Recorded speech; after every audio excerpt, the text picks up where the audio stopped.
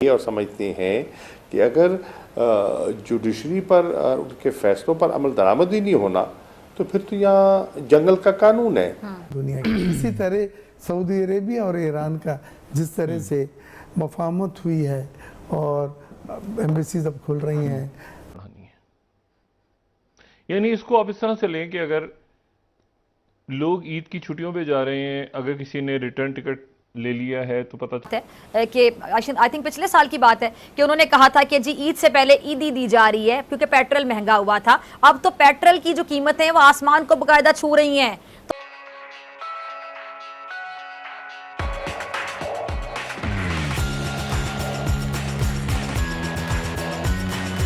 अब ईद से पहले जो ईदी दे दी गई है कल, उस पर जरा कमेंट कर दीजिएगा। इस हुकूमत में ईद से पहले ईदी जायज है? आपकी हुकूमत में दे दी जाती थी और वो भी से बहुत कम, तो वो नाजायज होती थी? बिल्कुल आपने सही कहा। ईद से पहले ईदी तो दे दी। 10 रुपए पेट्रोल फी लीटर महंगा करना ईदी है और क्या है, और इससे आप क्या तवक्को करेंगे। लोग परेशान हैं, कारखानेदार परेशान हैं, जिनकी सनतें बंद पड़ी हैं वो परेशान हैं। आप नल खोले तो पानी नहीं मिलता, चूल्हा जलाना चाहें तो गैस दस्तयाब नहीं है। बेचारे लोग आटे की लाइनों में लगे हैं, आटा लेने के लिए वहां से बेचारे शहीद होकर आ रहे हैं। बिल्कुल, रिस्क की तलाश में जाते हैं, शहीद होकर आ जाते हैं बेचारे। मैं तो उनको शहीद ही कहूंगी।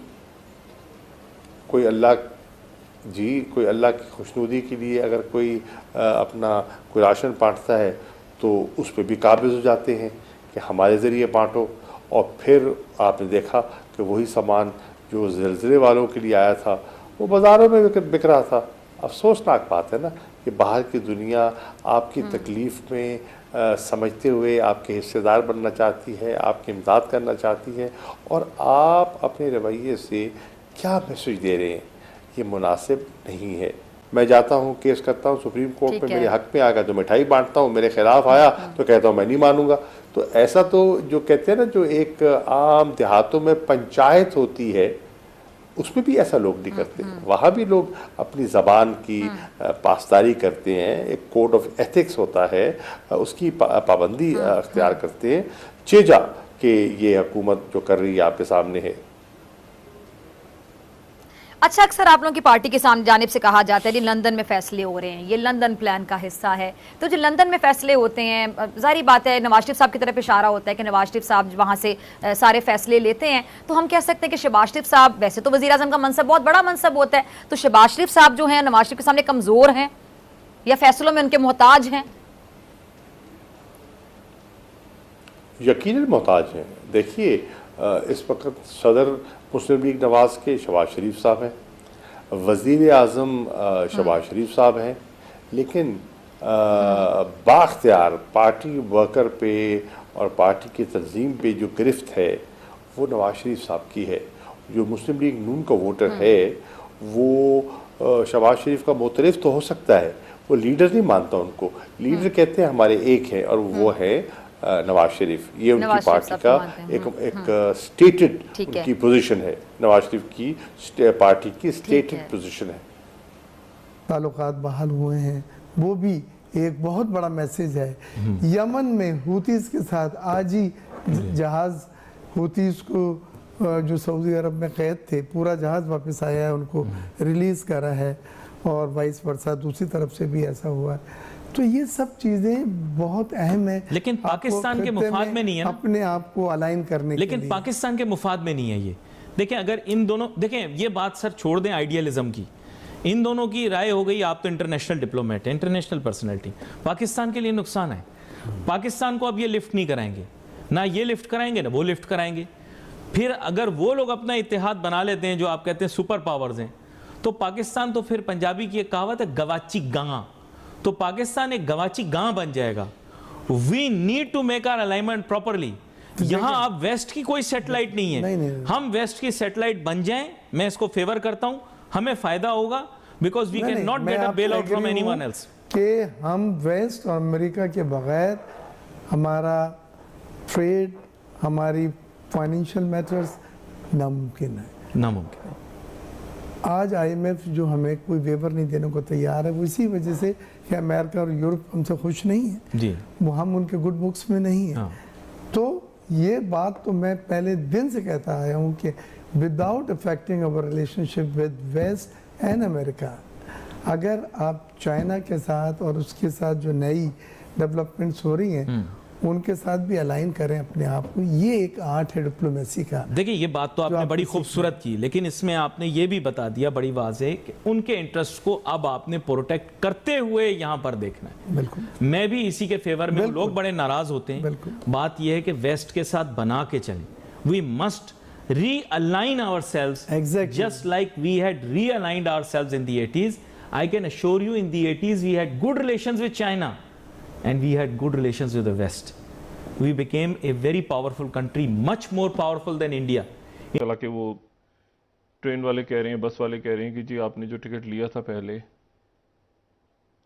जाहिर है कि बहुत ज़्यादा रश होता है तो लोग टिकट्स लेके रख लिए, लेकिन जब तक चलने का दिन आएगा तो उस वक्त तक वो कीमतें कुछ और होंगी। मुझे नहीं पता कि ये इस वक्त ये इस तरह से क्यों कर रहे हैं और क्या इसकी मतलब एक होता है ना कि कोई वजूहात भी नहीं बयान हो रही। तेल की कीमतें आलमी मार्केट में बढ़ गई हैं, तो तेल तो बहुत सस्ता था, बहुत गिर गई थी कीमतें, यानी शायद पिछले एक साल में सबसे ज़्यादा कीमतें पिछले महीने कम थी। अब थोड़ी सी बढ़ी हुई हैं, पिछले महीने तो बहुत कम हो गई थी, कीमतें गिर गई थी।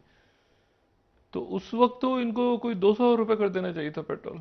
अगर हम तेल की आलमी मंडियों की कीमतों के हिसाब से चल रहे हैं तो अच्छा। फिर जो है वो दूसरी बात जो है वो इन्होंने ये जो पहाड़ जैसी अनाएं खड़ी हो गई हैं, ये अनाई का मसला है ना, जिसका दोनों भाई जिक्र कर रहे हैं कि विद इन सुप्रीम कोर्ट के जो स्प्लिट है, ये और क्या है, अना का मसला है।